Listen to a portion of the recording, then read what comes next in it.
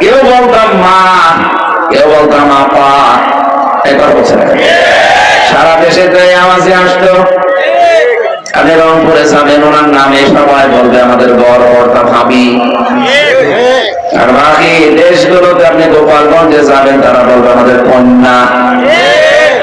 আর স্বামী ওসমানের কাছে যাবেন, একবার বলবে মা, একবার বলবে আপা। কিন্তু এক মহিলা দুই জিনিস হয়, কিন্তু যারে মা বলে তারে আপা বলে।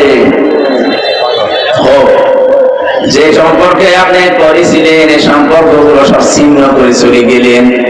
আমার দেশ পত্রিকার প্রথম দিনের রিপোর্ট দেখেছে যে 14টা ব্যাগ উনি গুছিয়েছে, একটা মানুষের সাথে কোনো কথা বলেনি।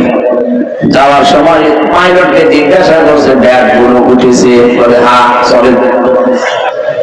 ব্যাগ হিসাব হয়ে গেল, কি করবেন ব্যাগ নিয়ে? 3 দিন আগে উনি রিপোর্ট পাঠিয়েছে যে আমি অঘোষিত জেলখানায় আছি, আমি আর এখানে থাকবো না। আমি দরকার দেশে যে ফাঁসির দড়ি গলায় কোথাও এই দেশে থাকবো না। কেন? আত্মীয়তার সম্পর্ক, সব রক্তের সম্পর্ক শেষ করে চলে গেলেন, বিশাল বোঝা মানুষের উপরে দিয়ে গেলেন। আর এখন বলছেন আমি থাকবো না, আপনাকে থাকতে দেওয়া হচ্ছে না। দেশে অলরেডি এখন এখান থেকে চিঠি দেওয়া হয়ে গেছে যে ফেরত পাঠান। এখান থেকে আমরা যারা বেঁচে আছি, আমাদের শিক্ষা আছে, নিজে অন্যায় করার পরে যদি সত্যি নিরপরাধ কোনো মানুষের উপরে দোষ চাপিয়ে দেন, আল্লাহর কসম আল্লাহ কিন্তু বিপদে আপনাকে ফেলবে। কোরআনের আয়াত সূরা নিসার 112 নম্বর আয়াত নাযিল করা। সমস্যা না, আল্লাহ কি আমাদের জন্য মিথ্যাবাদী হবে? অবশ্যই এই কাজ তিনি ঘটাবেন। আমার যারা মিথ্যা মামলা দিয়ে 3টা বছর বিনা কারণে আমার জীবন থেকে নষ্ট করে দিলেন, এখন আপনি কোথায় আছেন? বাড়িতে তো থাকতে পারেন না, দেশেও থাকতে পারছেন না। কি করলেন টাকাগুলো নিয়ে? আমার বাবার কাছ থেকে আপনি 30 লাখের উপরে টাকা নিয়েছেন বিনা কারণে। টাকা আমার বাবার কাছে পাই, মাঝে মাঝে বলতো চাচা টাকা দিলেন না, কিসের? আপনার ছেলের মামলা দেবো বলেছিলাম, টাকা না দিলে কিন্তু 50টা মামলা দেবো। কি একটা অঘোষিত ব্যবসা পেয়েছিল। মাফ করে দিয়ে মাফ করে দিতে পারি, আর টাকা ফেরত দেবে, টাকা মাফ চাবে না, টাকা ফেরত আগে টাকা ফেরত দেবে, পরে মাফ চাবে। এই 15.5 বছরে যাদের কারণে আমরা অনেকেই ব্যবসা করতে পারি নাই, অনেকে উপরের চেয়ারে উঠতে পারি নাই, অনেকে সাসপেন্ড করে রাখা হয়েছিল। এখন বলছেন নাকি লাগাইতে পারেন বিনা কারণে একজন মানুষকে আপনি বাড়িতে থাকতে দেননি 15 বছর, গাছতলায় বাঁশতলায় গরুস্থান লিখেছে। কাউকে খুন করেছেন, গুম করেছেন, আর আয়না করতাম নিজে সাক্ষী। আমি তো 10 দিন ছিলাম মাটি নিচে। আজকে আলোচনা রাখলেন মাওলানা হোসেন মাহমুদ সুবহানাল্লাহ। এই কয়েকদিন যারা এখানে কোরআন থেকে কথা বলেছিলেন, হাফেজ মাওলানা রিয়াদুল ইসলাম, মাওলানা রাইহান কবির, আগামীকাল আসবেন মাওলানা এম হাসিবুর রহমান, মাওলানা ইকরামুল হক। আলেমদের কথাগুলো আমল করার তৌফিক কামনা করছি, বলেন আমিন। মাহফিলের বরেণ্য সদস্য যারা এই 24টা বছর কোরআনের প্রচারে যারা লেগে আছে, বিশ্বনবী জানিয়েছেন 3টা জায়গায় যদি কেউ টাকা খরচ করে, অর্থ খরচ করে, কিয়ামতে তার জবাব দেওয়া লাগবে না। 1 নম্বরে যদি কেউ পরিবারের জন্য অর্থ খরচ করে, কিন্তু এটা বৈধ হওয়া লাগবে।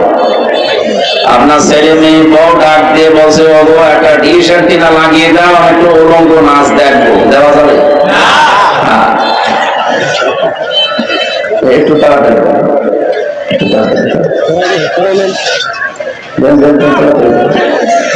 আরে এখানে কেউ দাঁড়াবেন না, যেভাবে আছে এভাবে থাক, বসে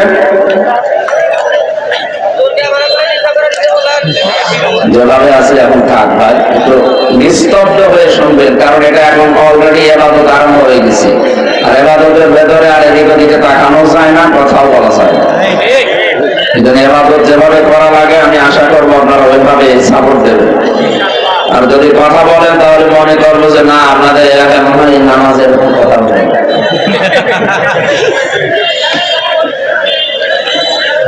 দুই নম্বরে যারা কোরআনের প্রসারে, কোরআনের প্রসারে, কোরআনের কায়েমে অর্থ ব্যয় করে তাদের হিসাব দেওয়া লাগবে না। তিন নম্বরে যারা জিহাদের ময়দানে কাজ করে, আপনি যদি করতে পারেন ভালো, না হলে যারা করছে তাদের যদি কেউ সাহায্য করে, এই তিনটা জায়গায় অর্থ খরচ করলে জবাব দেওয়া লাগবে না। টাকাগুলো তো আবার বৈধ হওয়া লাগবে। সে আবেদ আলী চাষার মতো, আবেদ আলী চাষা না বলে আমি এইভাবে টাকা উপায় করলে আপনি হারামি না, কিসের হারামি? আমি মসজিদ বানিয়েছি। চুরি করে কেউ যদি দান করে সওয়াব হবে না আরো বড় হবে? আপনি একটা টাকা চুরি করে দান করলেন, আমি বললাম যে আল্লাহ ওকে কবুল করো, আর যদি আপনি জোরে আমিন বলেন, আস্তে আমিন বলেন, আপনার গুনাহ হবে। কারণ চুরি করা জিনিস তো কবুল হয় না। বারবার আপনি আমিন বলেন, আল্লাহ আরো বিরক্ত হবে, কি করিস কথা বলে দেখেন। 24টা বছর এখানে যারা নিজেদের কষ্টার্জিত অর্থ, শ্রম, সময় ব্যয় করলেন, যারাই করেছেন সবার জন্য আমরা দোয়া করছি। আল্লাহ যেন 24 বছর কোরআনের প্রচারের কারণে এলাকাবাসীকে মাফ করে দেন। অন্তত যারা কবরে আছে এই মানুষগুলোকে যেন আল্লাহ সত্যি জান্নাত দান করেন।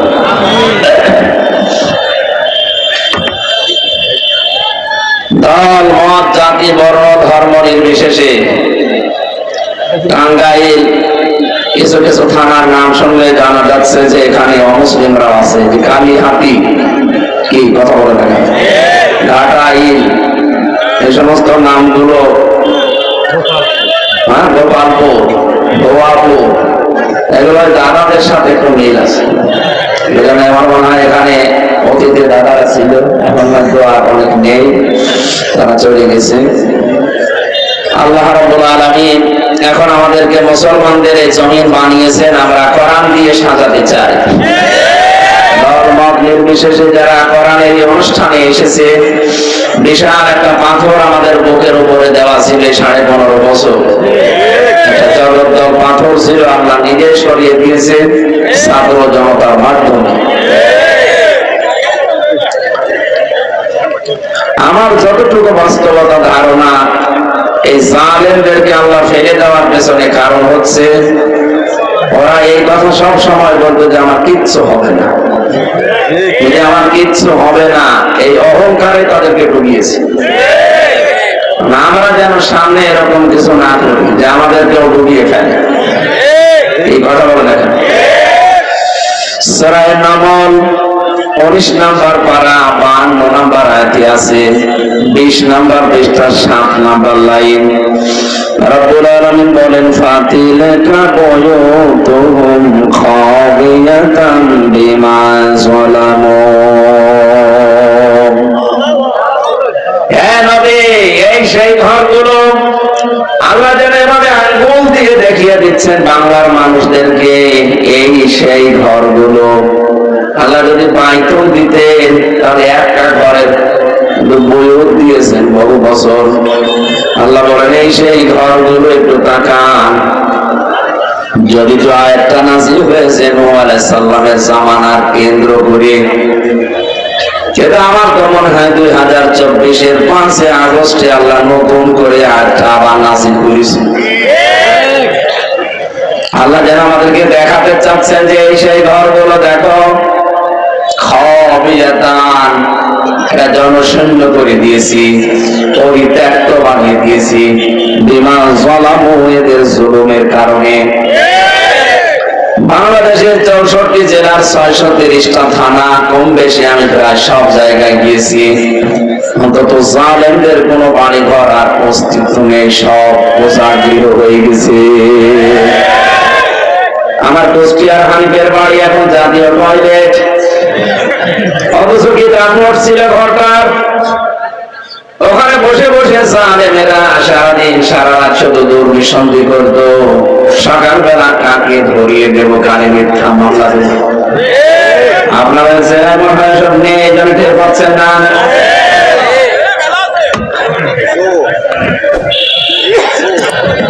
আল্লাহ পাক ঘরগুলোর দিকে কি অবস্থা করে ফেলেছি।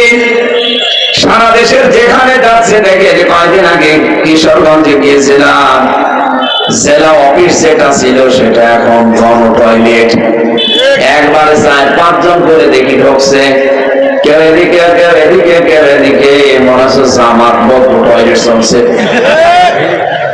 আল্লাহ এগুলো এমনি করে দেয়নি, বিমান সালামু, এদের জুলুমের কারণে। এই পর্যন্ত বলে তো আল্লাহ শেষ করে দেননি। আমাদের শিক্ষা কি এখান থেকে? এবার যারা জ্ঞানী মানুষ আছেন তাদেরকে বলছি, এর পরেরটা আমাদের জন্য। ইন্না ফি যালিকা লায়াতাল লিকাউমিন ইয়ালামুন। ইন্না দিয়েছেন আয়াতের প্রথমে, আবার মাঝে আছে লামে তাকিদ। যারা আরবি গ্রামার বলছে তাদেরকে জিজ্ঞাসা করেন, দুইটা গ্যারান্টি দিলেন আল্লাহ, অবশ্যই অবশ্যই এর ভেতরে শিক্ষা আছে যারা জ্ঞানী তাদের জন্য। আমরা যদি জ্ঞানী নিজেদেরকে দাবি করি, শিক্ষা নেওয়া লাগবে। আজাদ সাহেবের যতগুলো কথা সূরা বাকারার 84 থেকে 86, এই 3টা আয়াতের উপর আমি মেসেজ করে বাংলাগুলো বলেছি। 1500 বছর আগে নবীজিকে আয়াতগুলো জানিয়ে দিয়ে আল্লাহ জানিয়েছিলেন। আমার তো আয়াতগুলো বাংলা শোনার পরেই মনে হচ্ছিল এটা যেন ঠিক 2024 সালের 5 আগস্টের আগ পর্যন্ত এই আয়াতগুলো বাংলাদেশে সব ঘটে গেছে। যা যা ওখানে আল্লাহ দিয়েছেন আরবিতে, বাংলায় বলছিলেন টাচ দিয়েছেন। বিনা কারণে মিথ্যা মামলা দিয়ে একজন মানুষকে আপনি বিপদে ফেলে দিলেন। আপনি কি মনে করেন যে আপনার কিছু হবে না? যদি কেউ ধারণা করে যে আমার কিছু হবে না, তাহলে কোরআন শরীফ মিথ্যা হয়ে যাবে। সূরা নিসা 112 নম্বর আয়াত, ওমাই ইয়াকসিব খাতিয়াতান আও ইসমান সুম্মা ইয়ারমি বিহি বারিআন ফাকাদ ইহতামালা বুহতানা ওয়া ইসমান মুবিনা। আল্লাহ তাআলা বলেন, দুনিয়ায় এমন অনেক মানুষ আছে যারা নিজেরা অন্যায় করে। অন্যায়টা একটা নিরপরাধ, একটা আলাফলা মানুষের উপরে দোষটা চাপিয়ে দিয়ে নিজে সাধু সাজে। এই লোকটা যেন প্রকাশ্য পাপের বোঝা বহন করে চলছে। তার মানে একটা নিরপরাধ মানুষের উপরে কোন দোষ যদি আপনি চাপিয়ে দেন, যতদিন আপনি এই দোষ না করবেন ততদিন আপনার মরণ হবে না। এদেশে বহু অন্যায় আপনি করেছেন, ভালো মানুষগুলোকে আন্তর্জাতিক অপরাধ ট্রাইব্যুনাল বানিয়ে মানুষগুলোকে আপনি ফাঁসির কাস্টে ঝুলিয়ে দিলেন। এখন আপনি চোখে না বর্তমান লক্ষ্য করেন ওই ট্রাইব্যুনালে বিচার আপনারই হচ্ছে। মরহুম সালাউদ্দিন কাদের চৌধুরী বলেছিল, ট্রাইব্যুনালটা যেন ভাঙবা না। আমি তো দেখতে পাচ্ছি যা যা হয়ে গেল ঠিক এইটাই, যে করেছে তার উপরে বর্তাবে আল্লাহ ঠিক তাই দেখিয়েছেন। গতকালকে রেড অ্যালার্ট জারি হয়ে গেছে। গণহত্যার সাথে যারা জড়িত, যারা পালিয়েছেন, এমনকি একজন সর্বপ্রধান আসামি, যেটা দাদাদের কাছে চিঠি দেওয়া হয়েছে যে ফেরত দিয়ে দেন, আমাদের মেয়ে আমাদের কাছে ফেরত দিয়ে দেন, হয় আমরা রাখবো না আল্লাহর কাছে পাঠাবো, যা করে আমরা করবো। কারণ আপনি সেই পরিচয় রেখে দিয়েছেন, স্বামী স্ত্রীর পরিচয়, এতদিন যা বলতো এই পরিচয় আমরা মানি না। এই পরিচয় মানা যাবে? কারণ যার সাথে গেছে তো ফুল হাতা,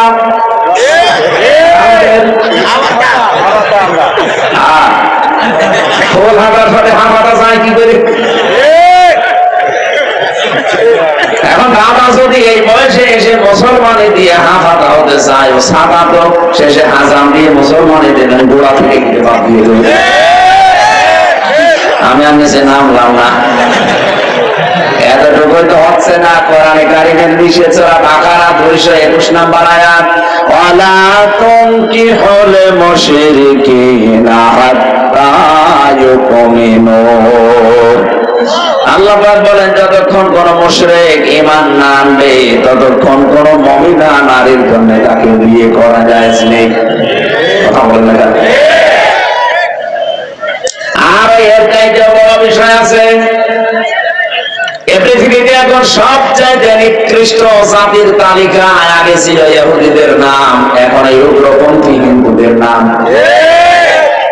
আপনি এখন ইন্টারনেট ঘাটেন, এই পৃথিবীর সবচেয়ে বড় নিকৃষ্ট সাম্প্রদায়িক দাঙ্গা বাঁধাতে যারা ব্যস্ত তারা এই প্রতিবেশী নামে কলঙ্ক হিন্দু এই মুশরিকরা।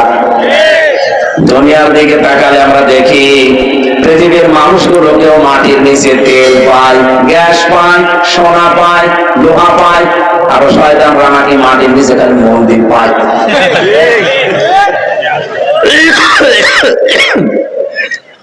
আল্লাহর ঘর ওরা ধোয়া ধোয়া তুলে ভেঙে দিচ্ছে।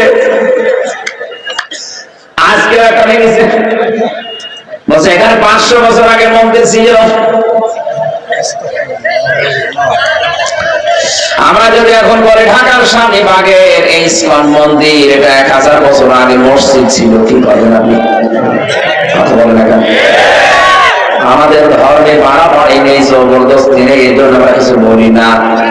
আপনাদের মতো আমরা যদি উগ্র হতাম, জঙ্গি হতাম, আল্লাহর কসম একটা মন্দিরও আমাদের এই উপমহাদেশে থাকতো না। 850 বছর আমরা শাসন করেছি এলাকাটা, জোর জবরদস্তি যদি থাকতো পিটিয়ে মুসলমান বানাতাম, একটাও হিন্দু খ্রিস্টান থাকতে দিতাম না। কিন্তু আমাদের ধর্মে জোর জবরদস্তি নেই। আজকে আমিরে জামাত ডাক্তার শফিকুর রহমান হাফিজাহুল্লাহ গাইবান্ধা দেখেছে, দেখলাম এক হিন্দু পুরোহিত ওনার আগে বক্তব্য দিচ্ছে যে আমি মন থেকে বাংলাদেশ জামাত ইসলামীকে সাপোর্ট করি। উনি একটা কারণ বললো 3-4টা। তার 1 নাম্বার কারণে যে এই দলের ভেতরে কোন দুর্নীতিবাজ মানুষ নেই, হিন্দু পুরোহিত ঠাকুর। হিন্দুর মুখে যদি এই কথা শুনতে পারেন, তাহলে ইসলামপন্থী একটা দল, জেনারেল দল আমি কিছু বলতাম না, ইসলামপন্থী দল একটা মাসলুম দল, একটা কোন ঠাসা করে রাখা দল। হাতে তো কিছু ছিল না এরকম মাসলুম, 53-54 বছরই মাসলুম, আর 15.5 বছরে আরো বেশি। এই মানুষগুলোর কি চরিত্রের সার্টিফিকেট আছে হিন্দু মানুষ দিয়েছে। এমনকি গোবিন্দ পরামারি কয়েকদিন আগে ভিডিও দিয়েছে, বাংলাদেশে সবচাইতে বেশি আমরা জামাত ইসলামী এবং ইসলামপন্থী আলেম ওলামাদের কাছে নিরাপদ। এদের কাছে যত উল্টাপাল্টা কথা বিশ্বের মানুষকে এদের নামে ছড়ানো হয়, এরা সাম্প্রদায়িক দাঙ্গা তৈরি করে, এরা সংখ্যালঘু নির্যাতন করে, এই কথাগুলো সারা বিশ্বে ওরা ছড়িয়ে দিত এই উগ্রপন্থী হিন্দুরা জঙ্গির নাম নিয়ে। অথচ পুরা উল্টিয়ে ওদেরকে এখন জঙ্গি হিসাবে দেখাচ্ছে। ওরা যে তাম দুনিয়ার শ্রেষ্ঠ জঙ্গি ট্রাম্প পর্যন্ত বুঝে ফেলেছে।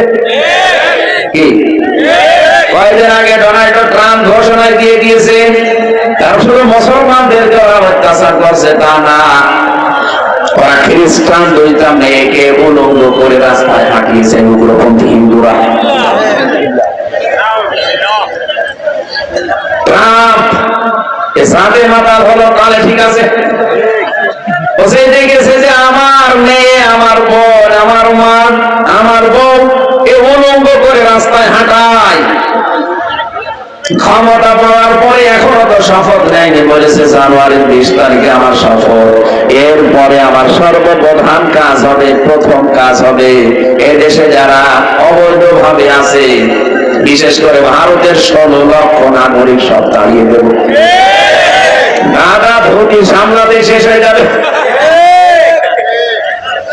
যে কয়েকজনকে লাগিয়েছে সাংবাদিক নামে কলঙ্ক, মলম বিক্রেতা, হকার, এখন তাদের বাড়িঘর পর্যন্ত ভারতের জনগণ উচ্ছেদ করার চেষ্টায় আছে। আজকেও দেখলাম ভারতের জনগণ হিন্দুরা পর্যন্ত বলছে এই ময়ূখ রঞ্জন এই একটা কালপিট, এর বাড়িঘর আমরা এখন ভেঙে টয়লেট বানাবো। মুসলমানদের বিরুদ্ধে ডাইরেক্ট ইনডাইরেক্ট যারা ষড়যন্ত্র করেছে, একটাকে আল্লাহ ছাড় দিয়েছে, ছেড়ে দেয়নি। আমরা আহ্বান জানাবো যেহেতু প্রতিবেশী, এই হিসাবে সতর্ক করছি, আল্লাহর ঘরগুলোতে হাত দেওয়া বাদ দিন। আর যাই করছেন করেন, এইটা বাদ দিন। আমাদের কলিজায় মরাসির কোরআন মারা হচ্ছে। কাবা শরীফ ধ্বংস করার জন্য আব্রাহা এসে কি পরিণতি হয়েছে দেখেছেন না? কাসফিন মাকুর হয়ে গেছে। আমার তো মনে হচ্ছে ঠিক ভারতে আল্লাহ কাসফিন মাকুর বানিয়ে দিবে, পাগল হয়ে যাবে। সবাইকে এগিয়ে আসতে বলছে, জায়গা হচ্ছে না, পেছনে অনেকে দাঁড়িয়ে আছে। কোরআনে কারিমে সূরা মুজাদালায় আছে, এই চুপ করে। কেউ যদি কোরআন শুনতে এসে একটু জায়গা কাউকে করে দেয়, জান্নাতে আল্লাহ তাকে একটা জায়গা বানিয়ে দেয়। একটু একটু এক বিগত হলো এগিয়ে আসেন, আপনি মনে করবেন জান্নাতে আপনার একটা জায়গা আল্লাহ বানাচ্ছে। সুবহানাল্লাহ আলহামদুলিল্লাহ লা ইলাহা ইল্লাল্লাহ সুবহানাল্লাহ। কথা বলা যাবে না, এমনি এগিয়ে আসেন, তাড়াতাড়ি করেন। বাইরে কত মানুষ দাঁড়িয়ে আছে দেখতে পাচ্ছেন? কিচ্ছু লাগবে না, একটু আগান না কেন দাদা, একটু আগান, একটু আগান। কত সুন্দর করে কি এটা বিশালি বলে না, বিশালি বিছিয়ে দিয়েছে। একটু আসেন, সামনে আসেন, এবার বসে পড়েন, বসেন বসেন। সুবহানাল্লাহ আলহামদুলিল্লাহ লা ইলাহা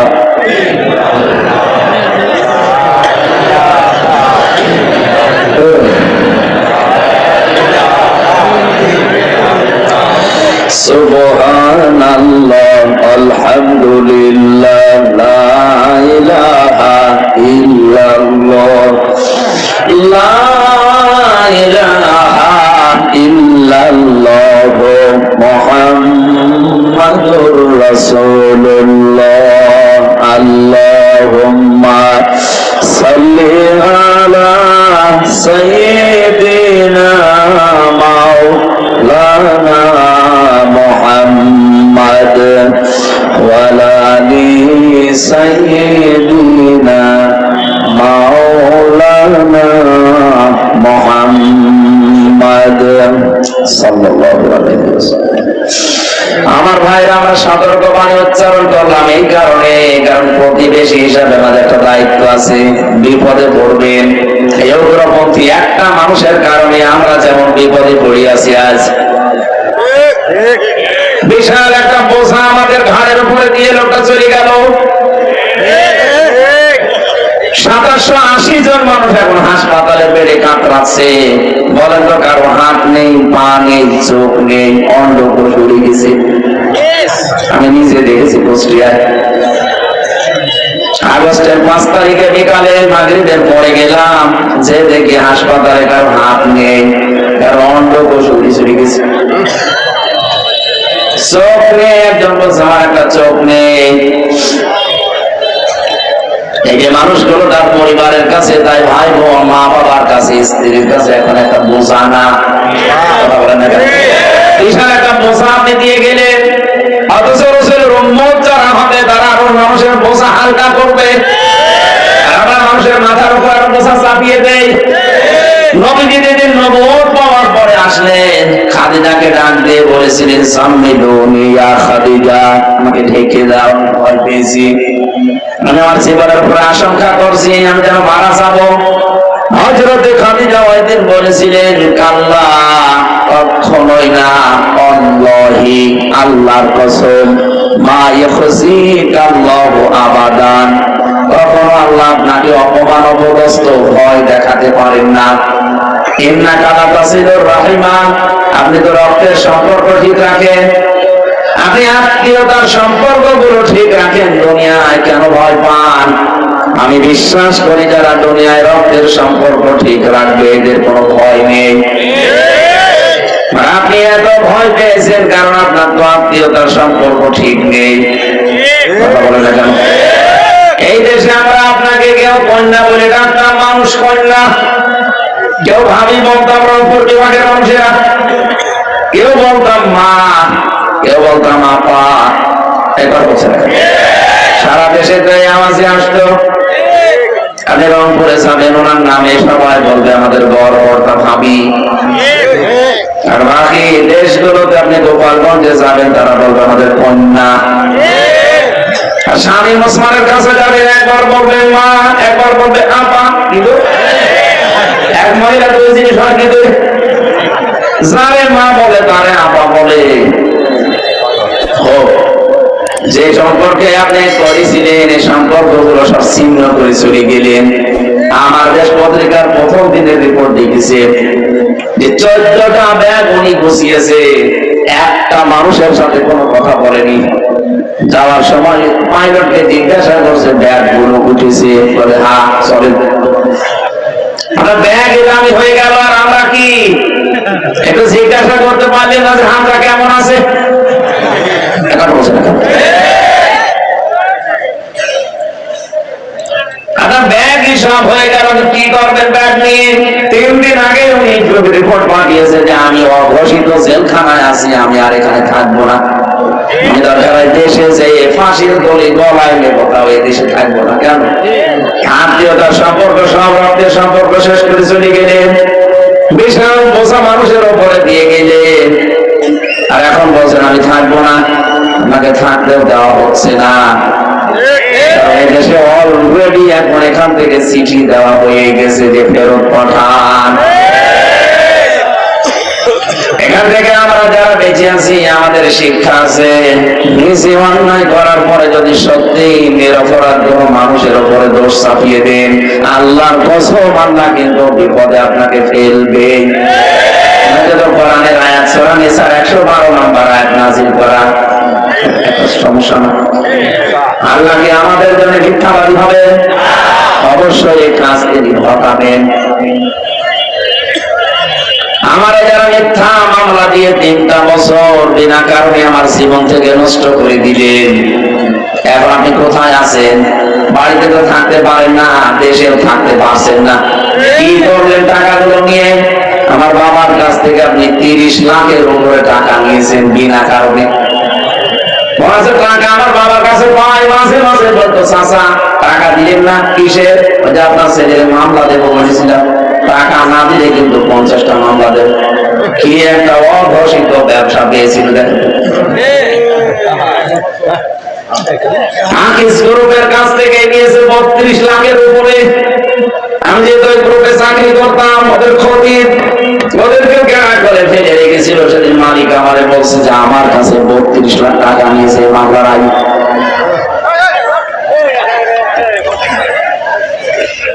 কি হয়েছে? সেই টাকা কোথায়? টাকা এখন দেন। সেদিন মামলার আগে আমারে কল দিয়ে বছর বছর আমারে মাফ করে দিয়ে, মাফ করে দিতে পারি, আগে টাকা ফেরত দেন। টাকা ফেরত দেবেন না, খালি মাফ চাবেন, আস্তাক ফেরত না, কিসের মাফ? আগে টাকা ফেরত দেবেন, এরপরে মাফ চাবেন। এই 15.5 বছরে যাদের কারণে আমরা অনেকেই ব্যবসা করতে পারি নাই, অনেকে উপরের চেয়ারে উঠতে পারি নাই, অনেকে সাসপেন্ড করে রাখা হয়েছিল। এখন বলছেন নাকি এলাকায় পারেনি? বিনা কারণে একজন মানুষকে আপনি বাড়িতে থাকতে দেননি 15 বছর, সে গাছতলায় বাঁশতলায় গরু স্থান লিখেছে। কাউকে খুন করেছেন, গুম করেছেন, আর আয়না করতাম নিজে সাক্ষী। আমি তো 10 দিন ছিলাম মাটি নিচে, আর বাকি 3 বছর যা ছিলাম ওটা একটা আয়না করি, কারণ এদিকে 3.5 হাত, এদিকে 2.5 হাত। 24 ঘন্টা আমার ফাঁসির কন্ডেম সেলের ভেতরে তালা লাগিয়ে রাখতেন, যেখানে ফাঁসির আসামিদেরকে রাখা হয়। যা যা করেছিলেন আমার সাথে আমি দেখতে পাচ্ছি। যতগুলো মানুষ আমার এই মামলার সাথে জড়িত, তত্ত্বগঠন একটাকে আল্লাহ ছাড় দেয়নি। কারণ আমি তো নির্দোষ ছিলাম, এটা আমি নিজেও জানি, আল্লাহ পাকও জানে। এই বিষয়ের সাথে আমার ন্যূনতম কোনো সম্পর্ক নেই। আপনি যদি জামাত ইসলামী করে এই মামলা দিতেন, তাও তো একটু কিছু না কিছু পেতেন। দিয়েছেন জঙ্গির লিডার। কি এটা কি যে আমি নিজেও জানি না। এরকম মামলা দেশে চলেছে না চলে নাই? এইরকম মুরব্বী মানুষ ঘরে ঘুমিয়ে আছে। লক্ষ্মীপুরের জেলা আমির, বীর মুক্তিযোদ্ধা, মাস্টার মানুষ, সারা জীবন ছাত্র ছাত্রী পড়িয়েছে, জ্ঞানের আলো বিতরণ করেছে। লোকটাকে বাড়ি থেকে ধরে নিয়ে যেভাবে মুক্তিযোদ্ধা শ্রেষ্ঠ সন্তান এই বাংলার, এখন কানুনিয়ারে নিয়ে আসা শুরু করেছেন। উনি মুক্তিযোদ্ধা কেন? লক্ষ্মীপুরের জেলা আমির উনি মুক্তিযোদ্ধা না, ভণ্ডামি করার জায়গা পায় না। কিসের সুশীল আপনারা? আপনাদের জন্যই তো জালেমি জুলুম করা সাহস নিয়েছে। একটা মুরব্বী মানুষকে আপনি বাড়ি থেকে তুলে এনে বলছেন আপনি জঙ্গি। এই ছিল আপনার মুক্তিযোদ্ধার সাথে আচরণ। শুধু নিজের দল করলে রাজাকার হলেও সে মুক্তিযোদ্ধা, আর নিজের দলের বাইরে গেলে সে মুক্তিযোদ্ধা হলেও রাজাকার হয়ে যেত। এরকম অবিচার গুলো যা করেছেন আল্লাহ পুরাটা উল্টিয়ে দিয়েছে 24 সালে। আমার মনে হয় যা যা করেছে সবগুলোর শোধ আল্লাহ এখন তুলবে। আল্লাহ নিজে যদি নাম নেয় ডক্টর ইউনূসকে দিয়ে দেবে। ডক্টর ইউনূস ঘোষণা দিয়েছে 6 থেকে শুরু করে একেবারে 24 পর্যন্ত যা যা হয়েছে প্রত্যেকটা বিচার করবো, শুধু 24 সালের গণহত্যা না। অনেকে মনে করছে 24 সালের পরে আর বাকিগুলো কিসের বাকিগুলো? কেন আপনি 2006 সালের 28 অক্টোবর জসিম ভাইয়ের মতো মানুষকে হত্যা করার পরে লাশের উপরে ড্যান্স দিলেন? পৃথিবীর ইতিহাস পাল্টিয়ে ফেলেছেন আপনি।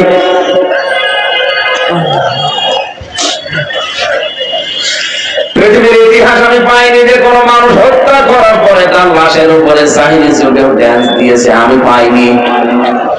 এইটাই বাংলাদেশে ঘটে গেছে। গণহত্যার সাথে যারা জড়িত ইতিহাস পড়ে দেখলাম একটা মানুষকেও, পৃথিবীর মানুষকে আল্লাহ সম্মান দেয় না।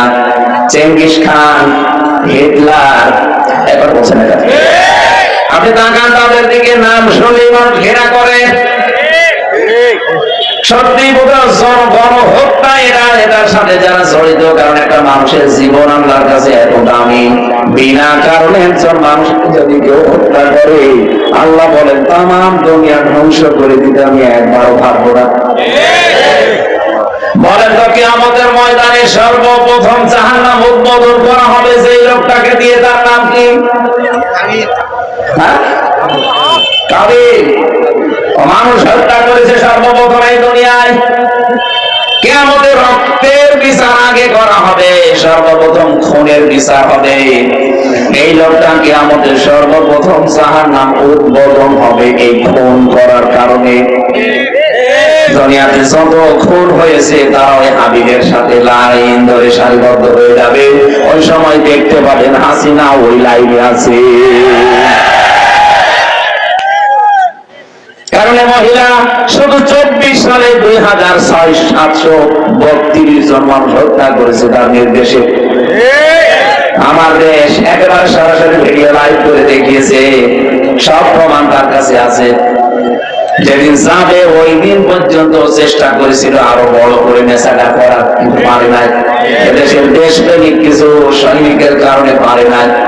পারে তো না, বসে নেই। ওখানে যাবার পরেও দিন দিকে বলেছে যে বাংলাদেশ অ্যাটাক করো। মানুষ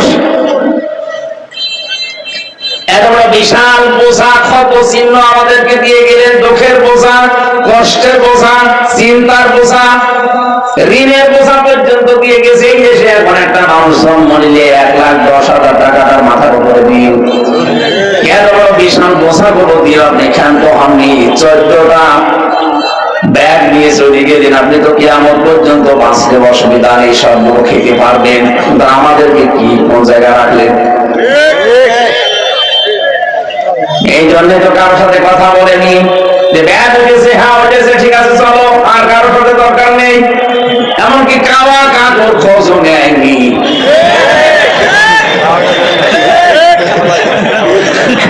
কাওয়া কাকু সারাটা জীবন আমার অবস্থা হয়েছিল, কঙ্কাল হয়ে গিয়েছিল। আজরাইলকে দেখে আল্লাহ আবার ফেরত দিয়েছিল, তার খোঁজও নিলেন না।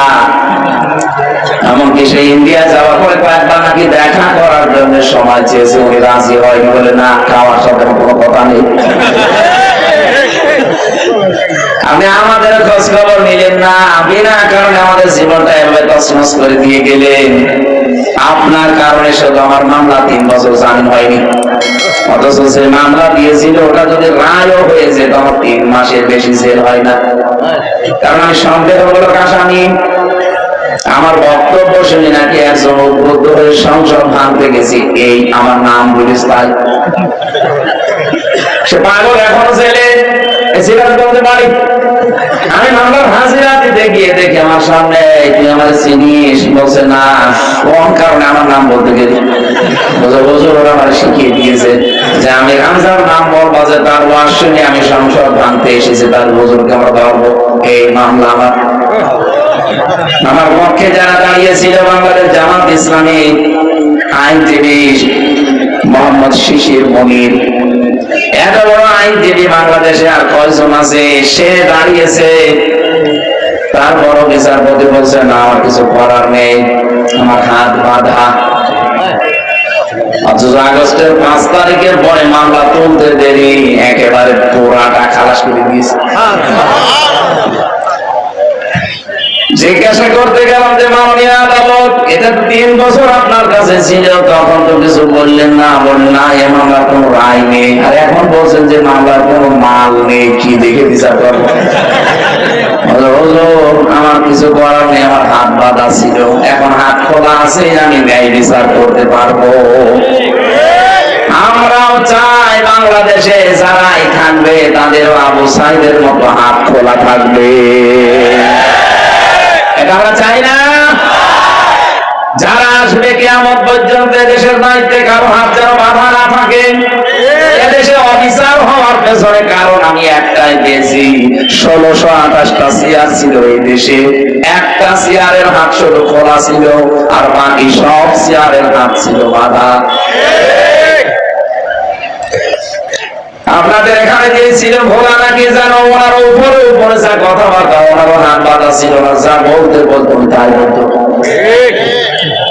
শুধু একজনের হাত খোলা ছিল, তাছাড়া বাকি যে যাই বলুক না কেন সব ওনার পেছনে। আমরা চাই ওইটা না, আমরা চাই সবার হাত খোলা থাকবে। আজকে বিচারপতির হাত খুলে দিতে দেরি, আমার মামলা কত কঠিন মনে করতো, অথচ একেবারে পানির মতো হয়ে গেছে।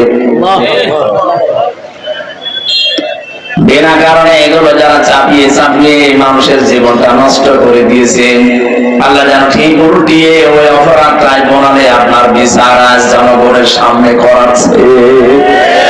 কি হবে বলেন তো? যদি এখন সরকার ফেরত দিতে তো বাধ্য, কারণ বন্দি বিনিময়ে চুক্তি আছে, চিঠি যখন দিয়েছে দেশের রাষ্ট্র থেকে অবশ্যই ফেরত দেওয়া লাগবে। আর ওনার এই 165টা মার্ডার মামলা, একটা মার্ডার করলেই তো মার্ডার করা যায়, তাহলে আবার ফাঁসি দেওয়া যায়। আর 165টা, এখন যে জল্লাদ আছে ইলিয়াস, এর আগে ছিল শাহজাহান, জল্লাদ ও মরে গেছে। এখন যেটা দায়িত্বে আছে ফাঁসি দিয়েছে, ওর নাম ইলিয়াস, আমার চট্টগ্রামে, ও কিন্তু মার্ডার মামলার আসামি। আমার একদিন ফাঁসির কন্ডেম ছেড়ে এসে বলছিল, হামজা ভাই আপনি এগুলো বাইরে যদি যেতে পারেন, যে পারিবারিক জীবন নিয়ে কিছু বলবেন। আমি কিন্তু খুব বড় অপরাধ করি নাই, 17 বছর আমি সৌদি আরবে ছিলাম, বাংলাদেশে এসে বিয়ে শাদী করলাম, আর 30 বছর আমার এখন জেল। আমি ফাঁসির মামলায় ছিলাম, সেখান থেকে যাবজ্জীবন জেলে দিয়েছে, তার মানে 30 বছর থাকা লাগবে। কি অপরাধ আপনার? বিয়ে করার পরে ওর সাথে আর আমার মার সাথে মিল নেই, আমার মাকে আর আমার বোনকে কিছু দিলেই ওর খালি গান গানানি, ওর ভালো লাগে না, শুধু আমার কাছে মুখে মুখে তর্ক করে। আমি নিজে কামাই করলাম 17 বছর, আমি সৌদি আরবে এত পরিশ্রম করে আমার বউকে আমি দেব, আর কি বলে বারবার শুধু আমার মায়ের নামে খোটা দেয়। ওই সংশোধন করার জন্য একটা থাপ্পড় দিলাম, ও ছাতা মরে গেছে। একটা থাপ্পড় দিয়েছিলাম, ও দেখে ছাতা নেই, মরে গেছে। সেই মোসানবীর মতো ফেরাউনের বাবুসিকে সংশোধনের জন্য একটা থাপ্পড় দিয়েছিল, ছাতা মরে গেছে। বাবা মা মামলা দিয়েছে, মার্ডার মামলা, এখন আমি 30 বছর জেল খাটছি। আমার সরকার দায়িত্ব দিয়েছে জেলখানার কর্তৃপক্ষ যে মানুষকে ফাঁসি দিবা। মিডিয়া বাবার কয়েকদিন আগে একজনকে দেখলাম আমার সামনে ফাঁসি দিল, ওই লোকটা উনি মেন দায়িত্ব ছিল ওই সময়। বলেন তো এই লোকটার অপরাধ খুব বড় না, সংশোধনের জন্য একটা থাপ্পড় দিয়ে সারা তার জীবন এখন তার ওই 7 দেওয়ালের মাঝে মানুষের লাঠি গোটা খেয়ে এখন লাগছে। ও ভাইরা, আফসোস নিয়ে কথাগুলো বের হচ্ছে আমার মুখ দিয়ে। আমি আপনাদের জন্য বড় শঙ্কিত আছি। কি করলেন জীবনে? 41টা টার্গেট দিয়েছিলেন, 41 না 71 সাল পর্যন্ত আপনি থাকতেন, কি হতো? তারপর তো মরা লাগতো। বলেন না কি করতেন মরে গেলে? কারণ জালেম যারা এরা আল্লাহর মামলার আসামি। ইন্নামাস সাবিলু আলাল্লাযিনা ইয়াজলিমুনান নাস। অবশ্যই আমি আল্লাহ নিজে মামলা দেব যারা এই দুনিয়ায় মানুষের উপরে জুলুম করে। ইয়াজলিমুনা এটা মোজারে, বর্তমান ভবিষ্যৎ, প্রেজেন্ট ফিউচার। আল্লাহ ইয়াজলিমুন আল মুসলিমুনা দেয়নি যে মুসলমানদের উপরে যারা জুলুম করে। আল্লাহ দিয়েছেন ইয়াজলিমুন আন নাস। হিন্দু কি মানুষ না? কথা বলে না কেন? হিন্দুরাও তো ছাড় পেল না আপনাদের কাছ থেকে। বিশ্ব জিততে তো হিন্দু ছেলে, সে বারবার কিন্তু বলেছে। ওই মামলার প্রধান আসামি আমার সাথে ছিল ছেলে শাওন। বারবার আমারে বলছিল, রাতের বেলাতে কথা বলতাম, বারবার আমারে বলছিল যে ভাই আমি কিন্তু জামাত শিবির না, আমি মুসলমানই না। বিশ্বাস না হলে আপনার কাপড় খুলে দেখেন। তারপর ছাড়ি নাই, রামরা দিয়ে কোপাতে কোপাতে ওরে জায়গায় শেষ করে দিয়েছি। আমি কি করলাম? আমার এখন আফসোস লাগে। আমার 30 বছর এখন জেল। আমি ফাঁসির আসামি ছিলাম, ওখান থেকে বেঁচে গেছি, কিন্তু 30 বছর আমার জেল খাটা লাগবে। আমার বাড়ি থেকে মা বাবার খোঁজ নেয় না, তারা আমার ঘৃণা করে। দলের জন্য যা করলাম, যা কথা মতো, তারা আবার খোঁজ নেয় না। আমার জীবনটা এখন নরক হয়ে গেছে। এখান থেকে তো শিক্ষা নেওয়া যায়, যদি একবার আগ্রহ হয়ে পড়েন আপনার জন্য কিন্তু কেউ খোঁজ নেবে না। আপনি তার একামতে দিনের কর্মী না, খাবেন না, একামতে দিনের জন্য কিছু করেন না। যে এরকম মানুষগুলো দুনিয়ায় আছে, তাদের বাবা মা যেমন, তাদের কাছে একামতে দিনের কর্মীরা ওই রকম। তারা খোঁজ নেবে। আপনি তো যাদের জন্য যা করেন প্রত্যেকেই জালেম, আর জালেমরা তাদের নিজেদের চিন্তায় ব্যস্ত থাকবে। দেখেন জালেমরা যা যা পালিয়েছে, কেউ কারোর সাথে যোগাযোগ নেই। যোগাযোগ করলে সে তারা খায়। এখানে মানুষ যখন নিজে অন্যায় করে একটা ভালো মানুষকে চাপিয়ে দেয়, আল্লাহ পাক বলেন ওই দোষটা আমি নিজে ওর উপরে চাপাই আবার। কারণ এটা কিন্তু গেবত হয় না, এটা তহমত হয়ে যায়। একটু ভালো করে খেয়াল করেন, একটা হাদিস শোনাচ্ছি, এদিকে তাকান। আমরা যেন আমাদের জীবনে এরকম কিছু না ঘটিয়ে ফেলি, এই জন্য বলছি। এটা কয়েক মিনিট নাকি বলবো না? ইমাম মালিক রাহমাতুল্লাহ আলাইহির জামানায় আমি নিজে পড়েছি। ওই জামানায় একজন মহিলা মারা যায়, আর একজন মহিলা পাশের বাড়ি থেকে গেছে তাকে গোসল দিতে। তার পোশাক পায়খানা পরিষ্কার করার পরে গোসল দিতে দিতে হঠাৎ মনের ভেতরে একটা ধারণা এসেছে, তুমি তো উপরে ফিটফাট, ভেতরে তোমার সদরঘাট। তার মানে একটা জেনার তহমত দিয়েছে তার উপরে। তার সাথে নাকি একটা পুরুষকে একদিন রিকশায় যেতে দেখেছি, গাড়িতে। আজ আমরা অনেকে এই যে ধারণার বশবর্তী হয়ে একজনের উপরে আন্দাজে একটা দোষ চাপিয়ে দেয়। আরে ভাই, রিকশায় যাচ্ছে দুইজন, ওর নাও হতে পারে, ওর বইও হতে পারে। এটা হচ্ছে আপনি যে উল্টা ধারণা করে একটা কিছু তীর নিক্ষেপ করে দিলেন তার উপরে। আপনি জানেন এর গোনা কি? মেয়েটা বলে আমি এই কাজ করছিলাম, হঠাৎ করে একটা ধারণা নিক্ষেপ করলাম যে তুমি আজকে মারা গেছো, 3 দিন আগেও তোমার সাথে আমি একটা পুরুষ মানুষ দেখেছি, কিন্তু লোকটা যে কে ছিল আমি জানি না। পরবর্তীতে তার এই যে এই ঘটনা ঘটে যাওয়ার পরে জিজ্ঞাসা করলাম যে আমি 3 দিন আগে এর সাথে একজন দেখেছিলাম, এটা কে? তখন ওর স্বামী নাকি জানিয়েছে যে ওইটা আমার আপন শালীর ছেলে। শালীর ছেলে ওই মেয়ের জন্য কি হয়? খালা। কি হয়? খালার সাথে দেখা করা জায়েজ নেই? এখন বলছে না কেন? 14 জন পুরুষ মানুষের সাথে দেখা করতে পারবে মেয়েরা। কয়জন? একজন বাবা। কি? এরপরে ছেলে, বোনের ছেলে, ভাইয়ের ছেলে, জামাই। জামাই মানে মেয়ে যার সাথে বিয়ে দিয়েছেন তার সাথে, এটা কি বলে? জামাই। এরকম 14 জনের তালিকা আছে সূরা নিসায়। এদের সাথে আপনি দেখা করতে পারবেন। শর্ত হচ্ছে মুখমণ্ডল হাতের কবজি আর পায়ের পাতা বাদ দিয়ে পুরা শরীর কিন্তু ঢেকে রাখা লাগবে। আপনি আপনার আপন ভাইয়ের ছেলে হোক, বোনের ছেলে হোক, আপনার ভাই মেয়ের যে জামাইটা আছে ওই জামাইয়ের সামনে মাথা চুল খুলে দিয়ে থাকতে পারবেন না, কারণ এটা পর্দার ভেতরে। চুল শুধু দেখতে পারবে আপনার স্বামী। কথা বুঝতেছেন? মেয়েটা বলছে আমি যখন তার রানের উপর হাত দিয়েছি, লাশ ধোয়াতে ধোয়াতে লজ্জাস্থানের পাশে যখন হাত দিয়েছি, আমার হাত গেছে আটকিয়ে, আর খোলে না। যত চেষ্টা করি না হাত খুলতে পারি না। এলাকার ইমাম চিনি আছে, তাকে বললাম কি করা যায়।